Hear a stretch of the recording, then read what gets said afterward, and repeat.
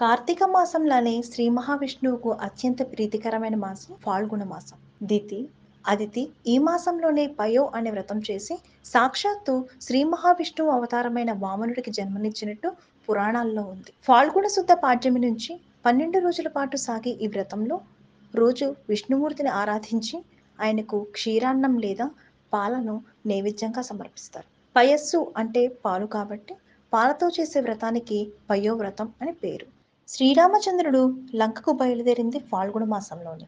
శ్రీ మహాలక్ష్మి పాలకడలి నుండి ఉద్భవించింది ఈ మాసంలోని. ఫాల్గుణంలో నృసింహస్వామిని పూజించే నృసింహ ద్వాదశి, లక్ష్మీదేవిని ఆరాధించే లక్ష్మీ జయంతి లాంటి ప్రత్యేక తిథులు ఎన్నో ఉన్నాయి. ఫాల్గుణ మాసంలోనే హోలీ పండుగ వస్తుంది. పూర్వం హిరణ్యకశిపుడు అనే రాక్షసుడు తన కుమారుడు ప్రహ్లాదుడు విష్ణు భక్తుడు కావడంతో కన్న కొడుకను కూడా చూడకుండా తనను చంపాలని అనుకుంటాడు. అందుకోసం తన సోదరి హోలికను రంగంలోకి దింపుతాడు. కానీ ప్రహ్లాదుని చంపేందుకు ఎగవేసిన మంటల్లోనే ఆ హోలిక దహనమైపోతుంది. దానికి సూచనగానే హోలీ మంటలు వేస్తారని చెబుతారు. శివపార్వతులను కలిపే ప్రయత్నంతో మన్మథుడు భస్మమైపోవడం ఈ పండగకు కారణమని మరికొందరి నమ్మకం. తెలుగు సంవత్సరాల్లో చివరిది ఫాల్గుణ మాసం.